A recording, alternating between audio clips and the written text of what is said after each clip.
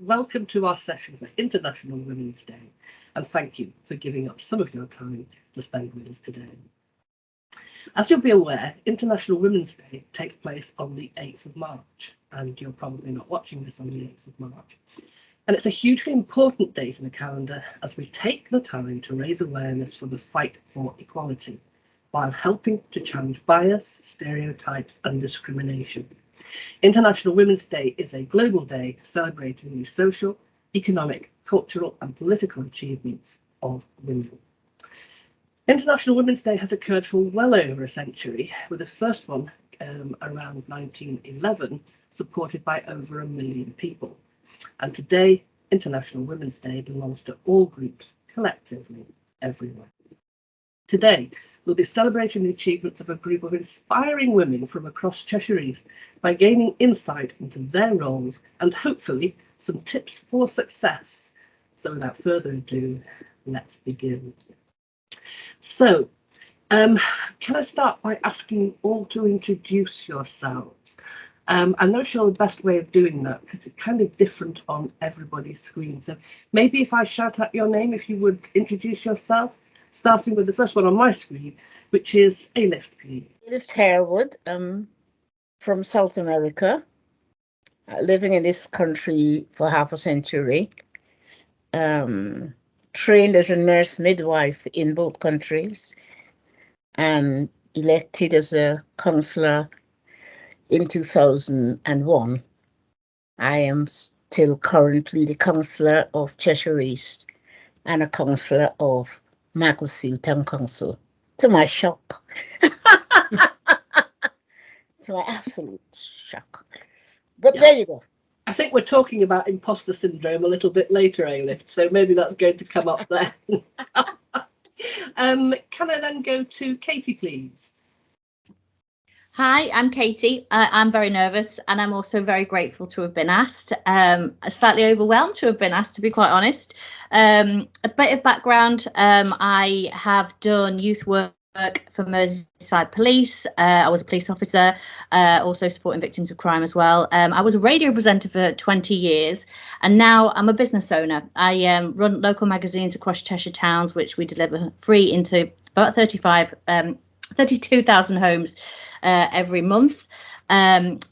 We obviously are a business, so ultimately we provide businesses opportunity to advertise themselves, but at the heart of everything that I do is to promote community events, adventures, charities into society, particularly targeting those vulnerable people who perhaps don't have access to social media. Obviously, I wouldn't be able to do this without our businesses, so I'm grateful for their support. We have a really good retention rate for our advertisers, so fingers crossed we are doing something right.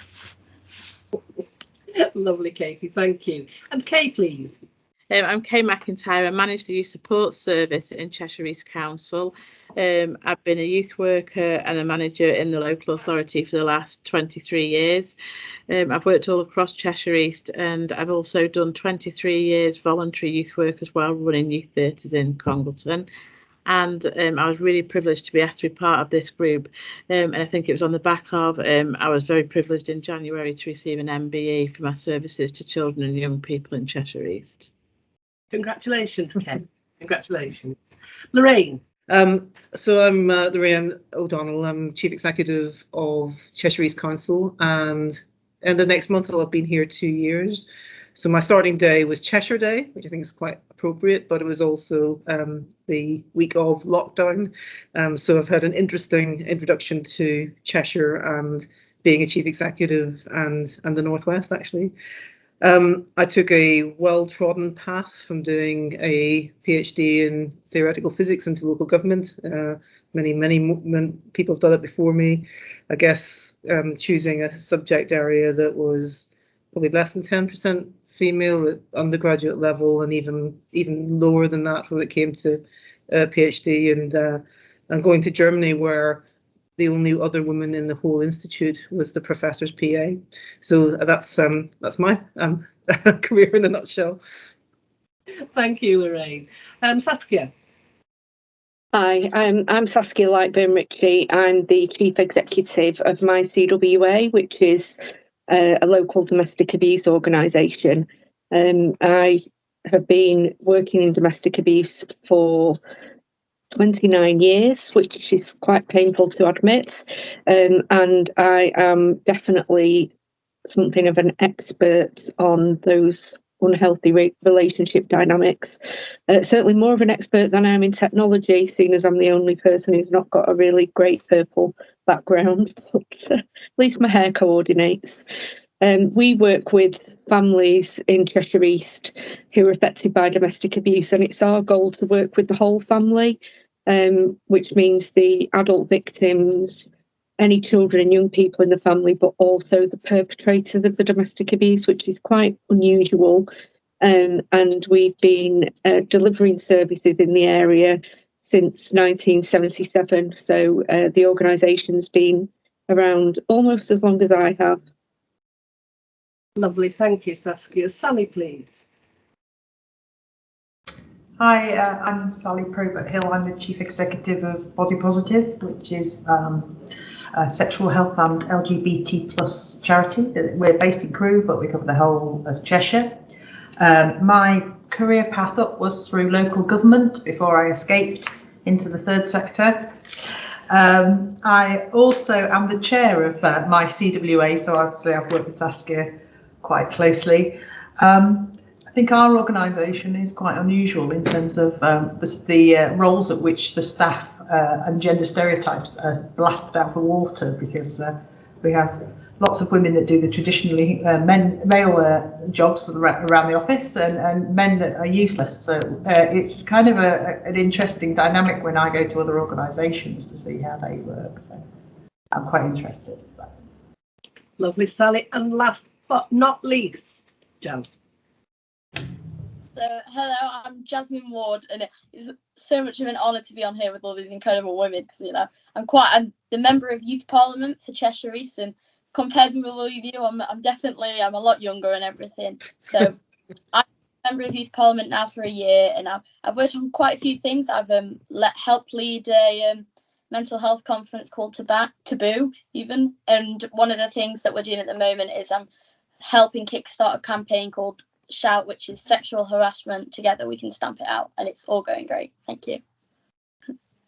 Lovely, thank you all. And you know, I can only echo what Lorraine said earlier. I mean, given the panel that we've got, I am sure this is going to be an interesting half hour. Okay, so my first question I'm going to ask of Katie. Okay, so a bit of a heads up there, so get yourself ready, Katie.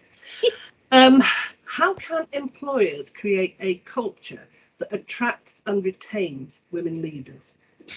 Well, in all honesty, one of the main reasons I work for myself is because I have quite a strong personality, and I do think this has impacted the way that men have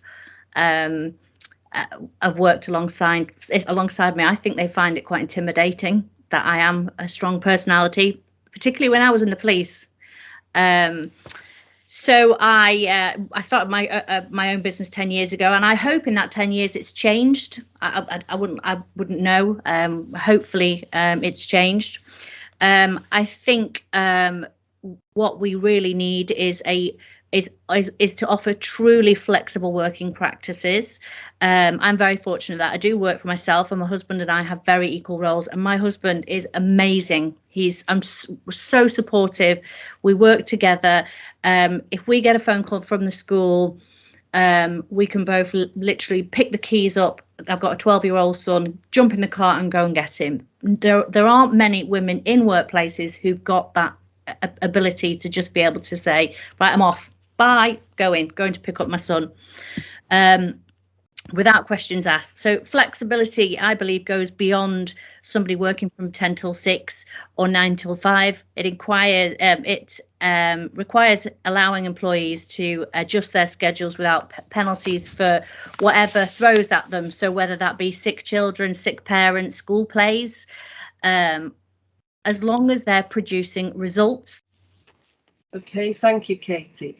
Same question to Sally. So that was, how can employers create a culture that attracts and retains women leaders?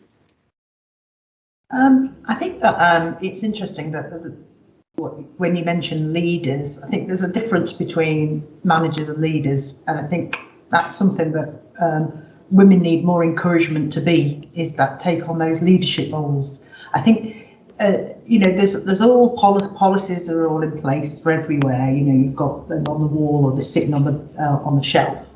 But in terms of getting people to actually lead things, I think that there's a lot of work that needs to be done around that, because I think what tends to happen, in my experience, is that if you are in certain sectors and you get they're predominantly female, and you get somebody who's male and works in that sector, they're encouraged up the ladder, as it were.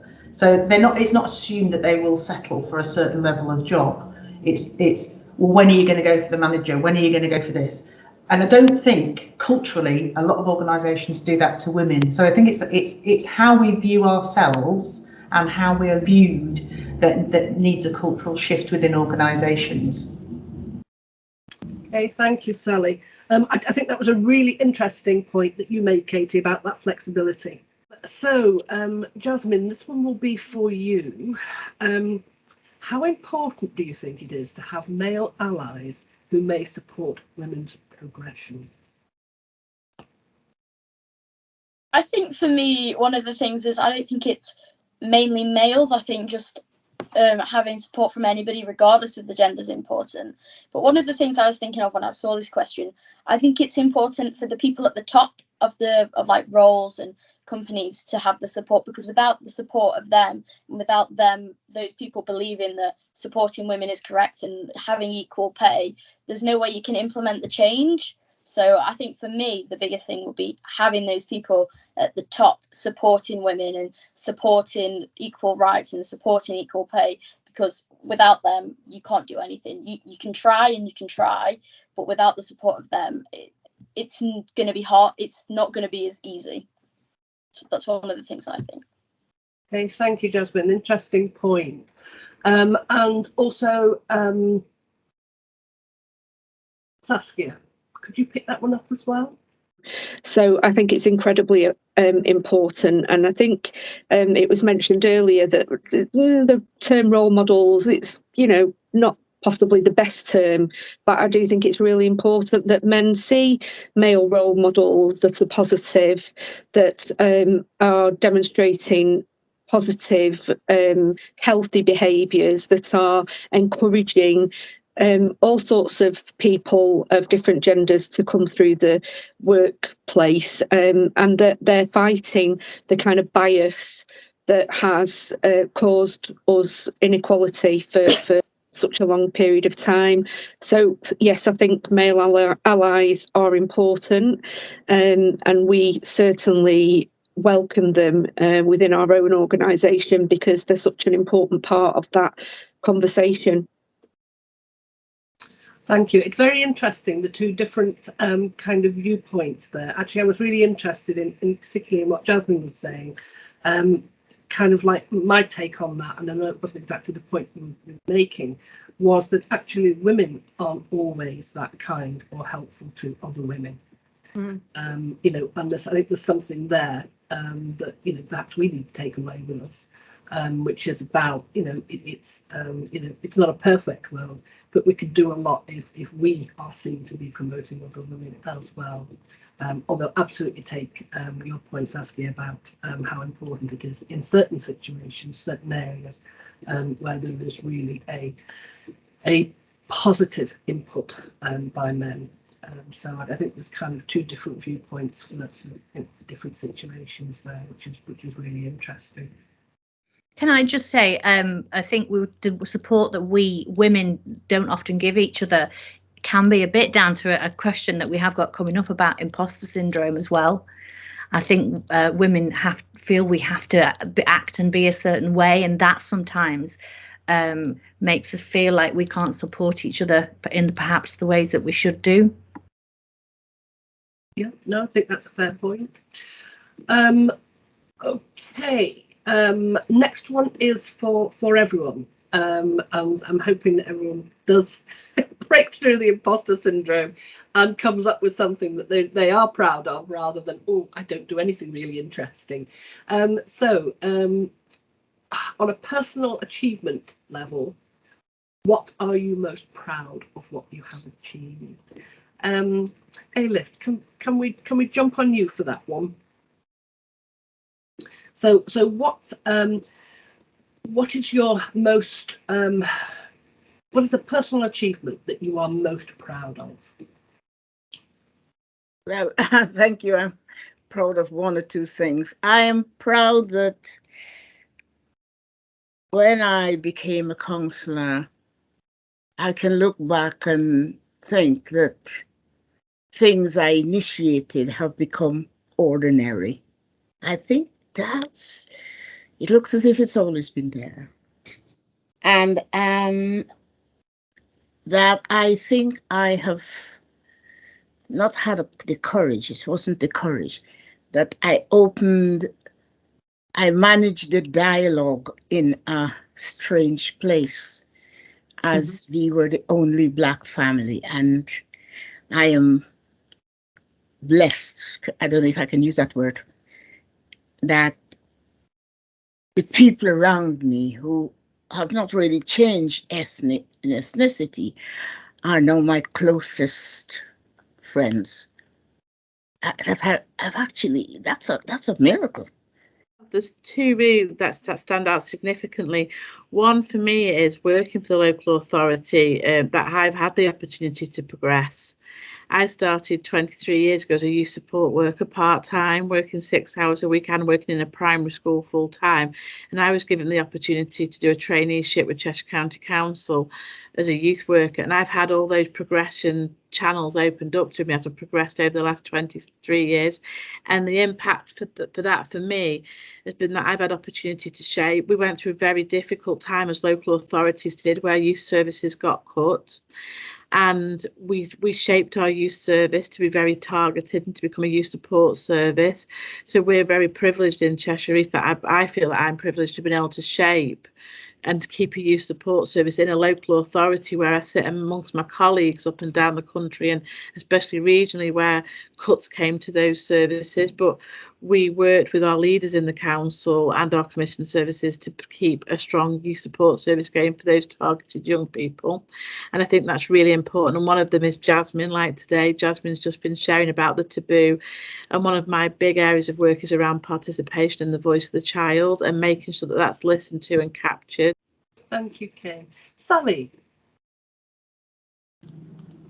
In a sort of professional capacity, I think it's something quite small, but really it gave me immense satisfaction. Was when I worked at Vale Royal Borough Council as a social inclusion manager, and I was working with a group of older men from the Burma Star Association, and they were all in their late 80s, and they came and they were desperate to get a plaque put up for the Burma Star Association before they all died, basically. I mean, they'd been shut out of a lot of the other forces, charities and things.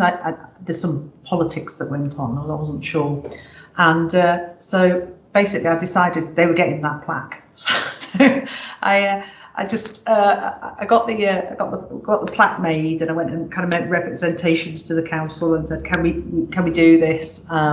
It was in Northwich Memorial Hall when it existed, and eventually I managed to persuade all the powers that be to agree to put up this plaque, and the satisfaction from doing that was just tremendous. And I got invited to their Christmas party, which was fabulous as well. I was guest of honour at their Christmas party, which I was very humbled by. But I think it just shows what small things, that to me, that was quite a small thing. I didn't have to do a lot, but it meant so much to people. And I think being able to do that for somebody else just was terrific.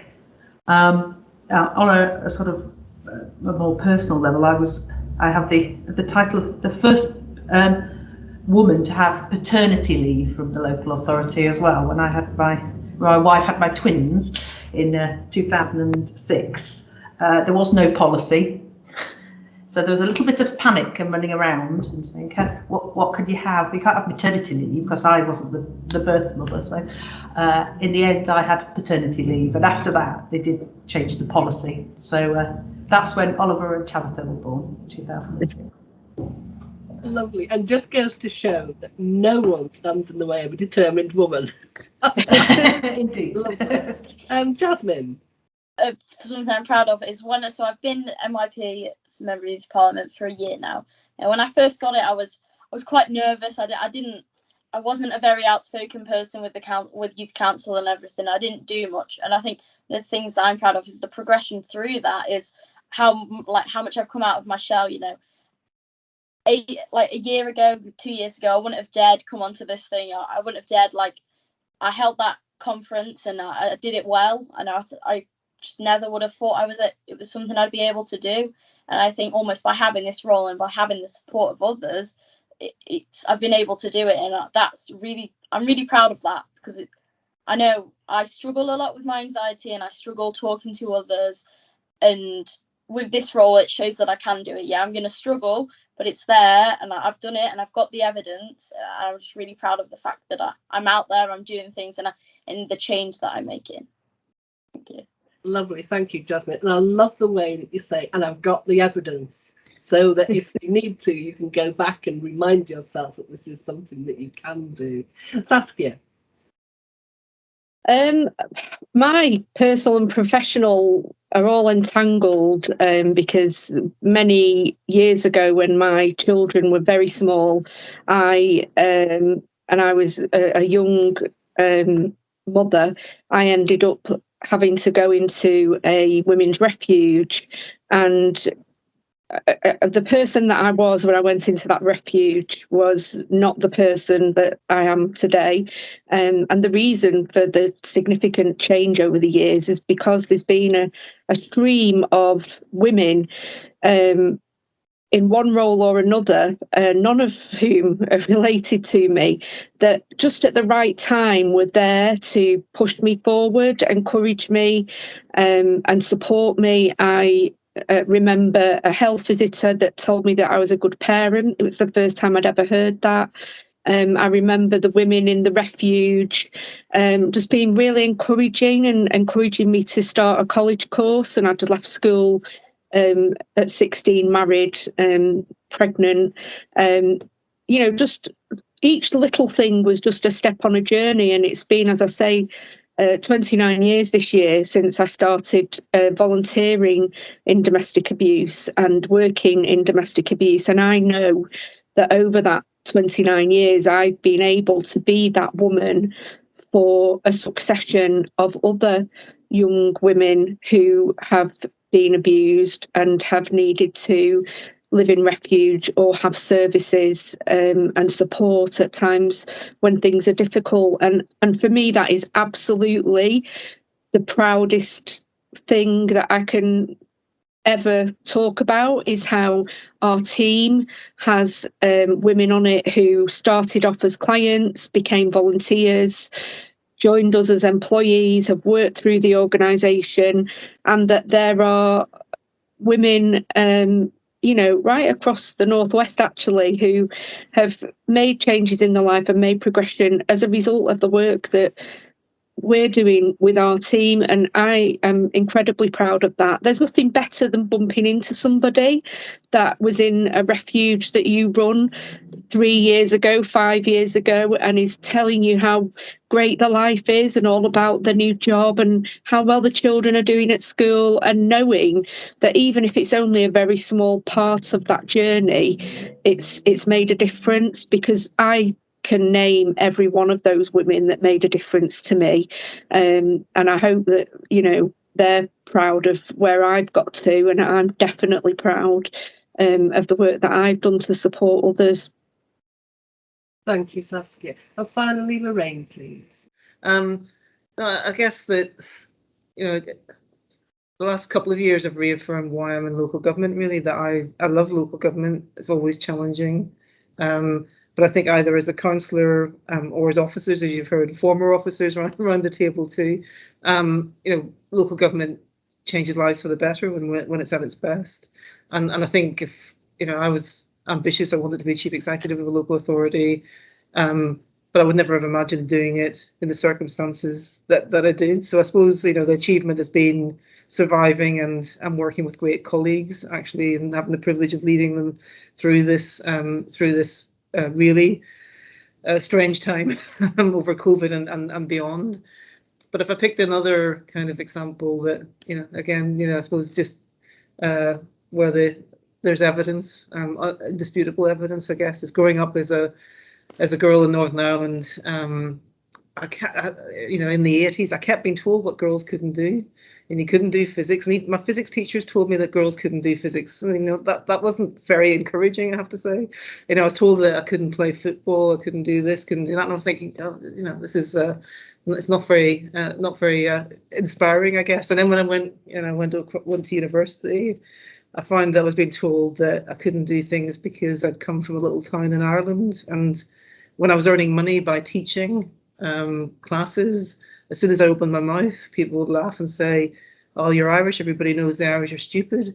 So I kind of felt like this is sort of, you know, I felt like we've got a word for it in Northern Ireland called thran. I'm thran, which is kind of stubborn to the power of 5, probably is what it means. So the more that people told me that things weren't possible, the more I wanted to do it. So it gave me great pleasure to take a first and beat all the men who told me I couldn't do it. So yeah, that's the other one too. Lovely. Now, bearing in mind everything you just heard over the last 5 minutes, we're going to go back to the question that we were trailing earlier, which is, what is imposter syndrome and why does it affect women, or the men, I would say, in the workplace? Do you want to start with that one, perhaps, Ken? Yeah, so for me, obviously, it's about where people feel they're not good enough to be in that position, or how people perceive them to be in that position. And for me, like I said before, I've never been in that position where I've never been made to feel like that. I think sometimes different role models and different people around you can influence that, which is why people do feel like that. But for me, I feel that a way to make sure it doesn't happen on women, especially in a negative way, is to make sure that we create a workplace environment that creates and fosters a variety of ways of leadership. So the different styles, because as we talked before about that flexibility in remote working, hybrid working, I think it works the same for how people feel about themselves within that role. So for me, it's about making sure that our workplace fosters and embeds a culture that different styles of leadership for people with different skill sets, different abilities, and how that's not one way is the right way. So what one way of leadership for person and working may be different to another. So it's about meeting their different ways of working and being flexible in that, but making sure that people feel self-valued in that, and making sure we listen to people. I'm a big advocate, as you probably noticed before, about listening to children and young people. It's also about listening to your peers and colleagues as well. And we had something in the council around behaviours and that workplace culture, and I think that's really important across the board for females, definitely around the imposter syndrome, but for males as well, that they feel valued in the workplace and we adapt our workplace leadership for that. Okay, thank you. Ailif, have you got any thoughts on this one? Imposter syndrome. Why does it seem to affect more women than men? And is it an issue in the workplace? I feel that the two speakers before me have just mirrored my own thoughts. Interesting. If you are always told you are not worthy, in the end you believe it. How can you not? I mean, think of my name. Nobody has a name like mine. But if all your life you've been told that, it takes, I don't know, it takes a chance. You take a chance. You take a person, or you take an event to make, or all of those, to make you think they can't be right. But that is so difficult, I feel, for most women, for myself, for most of us. And until the organizations decide to positively do that, it remains a difficulty. it remains a difficulty, that this women's jobs or women's places or women's names or women's questions still pervade the public sphere. And so while I hope that the imposter syndrome wears itself away, and thanks, Sally, I feel we still have a road to go.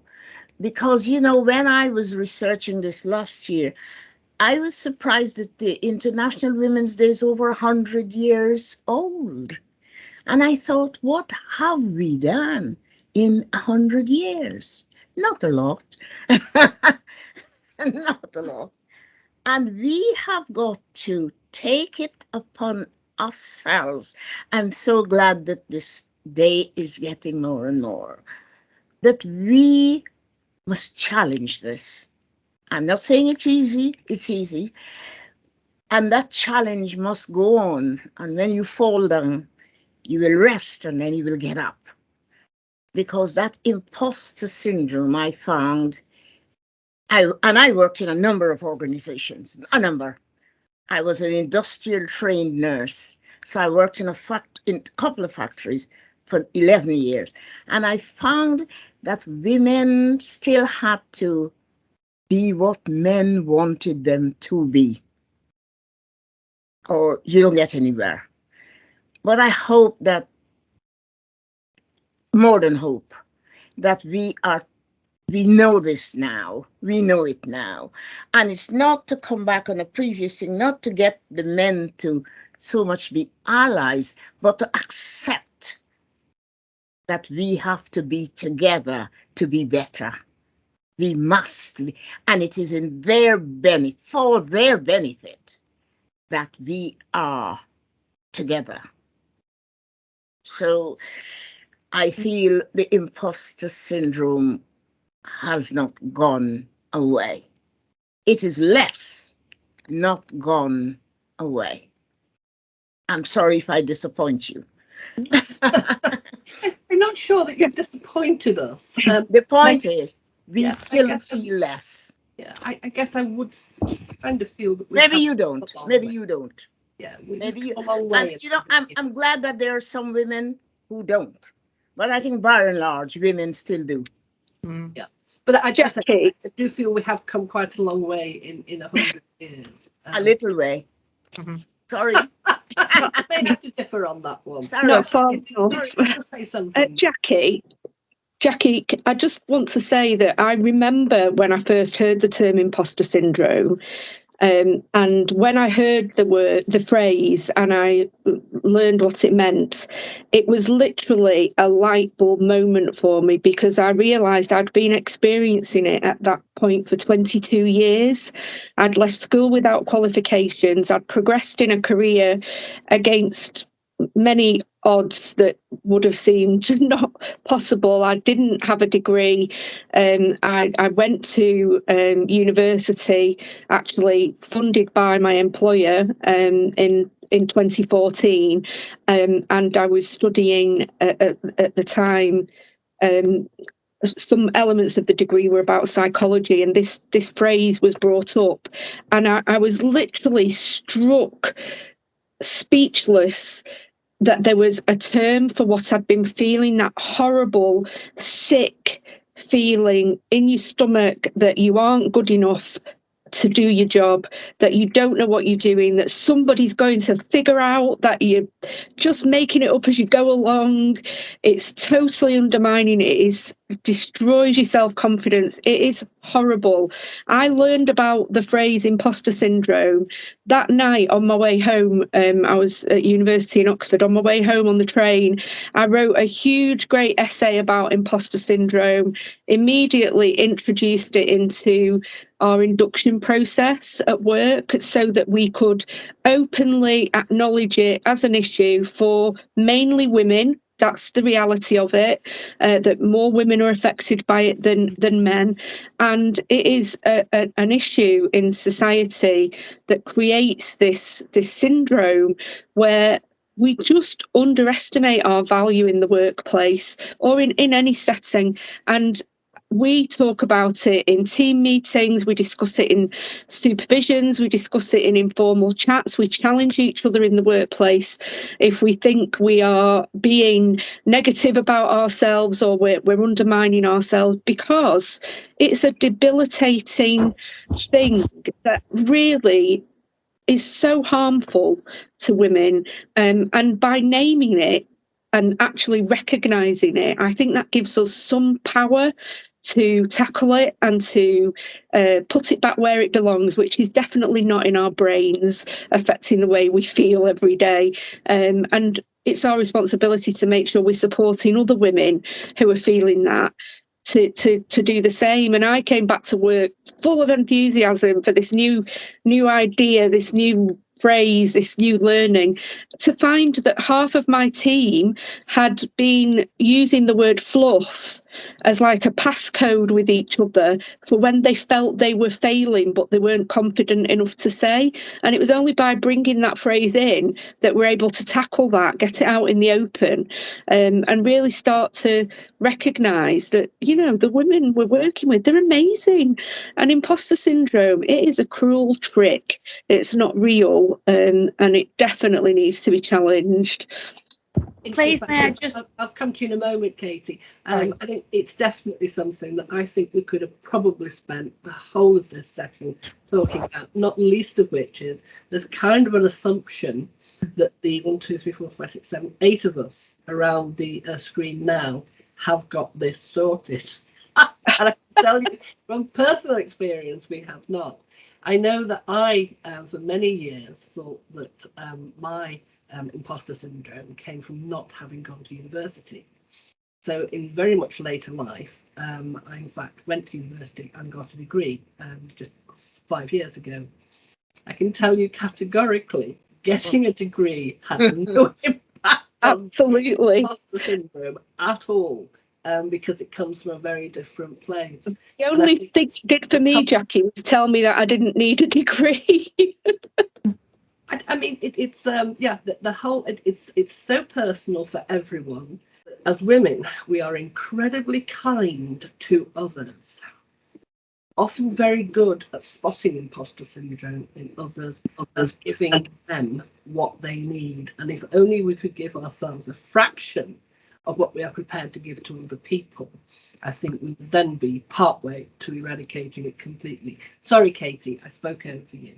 That's okay. I was just going to say, for 25 years, I worked in radio and commercial radio, and I'm sure you'd all listened to commercial radio in the last 25 years, where the female was often the giddy second character, and that was me. I was that person, and that wasn't me genuinely, but I played that role to maintain a career in radio for 25 years, and it hasn't really changed very much. Most radio stations are dominant, male dominated, and because I did it for such a long time, it ingrained itself into me. So once I became a business owner, attending network events, which are predominantly male events anyway, I still played up to that giddy female character and was that imposter, even though inside I know I don't have a degree either, but I know I'm perfectly capable of running a business. And one of the things I never say, and I wrote this down because I wanted to say this today, was I am an entrepreneur. And I'm going to feel like I'm going to get a bit emotional, actually. And I never, ever say that about myself. I never say to people, I'm an entrepreneur, and I am an entrepreneur. And I've got to start admitting that more to myself and being open about that and saying that to people more. So I won't get emotional. Like I say, I think this is probably the most exciting question, and bottoming that out probably would have resolved many of the other issues that we've talked about already.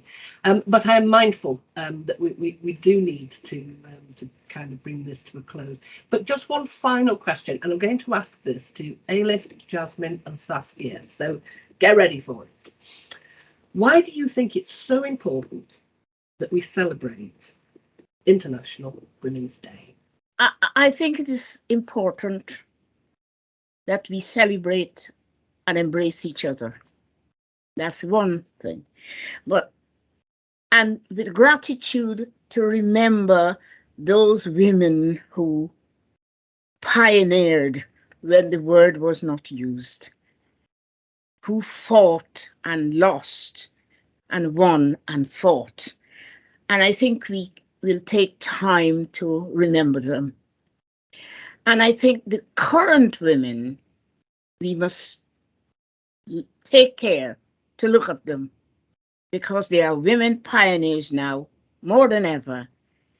We don't actually call them that. And thirdly, to encourage the pioneers of the future. And I think that three-pronged look of Women's International Day, for me, is how I would like to see it. Thank you, Chair. Thank you. Jasmine. So I think for me, one of the most important things about International Women's Day is the visibility of the work that women have done, because I think, at least in history and in the past, work of women is like almost been stolen, or we've not been told. And I myself, I'm quite a science nerd. I love science, but when I look into like what I learn at school, and when I'm looking in the textbooks, it's all men. It just really annoys me. I want to go off and pursue science, but you never see women, and I just want the visibility of their work. I know Rosalind Franklin, I think she was really crucial in picturing DNA, but I think it was her two fellow male counterparts who helped her, got a Nobel Prize, and she wasn't recognised until very much later on. It really annoys me. It's just, why can't we be recognised too? And I think for me, it's one of the most important things about today. Thank you very much for that, and thank you to everyone who has participated in this event. I think the only comment that I would make is that we shouldn't wait another year before we do it again. Mm-hmm. Actually, I think it has been incredibly rewarding, the way that you've all shared so freely, both your professional and your personal experiences. And I know from someone who was sitting listening to you that often it is the personal issue, but the personal approach that really has the most lasting effect with us. So thank you all for being so generous in sharing that. And as I say, let's not make it a full year till we do it again. So in closing, thank you to everyone listening to the Cheshire East International Women's Day panel discussion. And I hope that you have gained some insights on how together we can all break the bias on International Women's Day and beyond.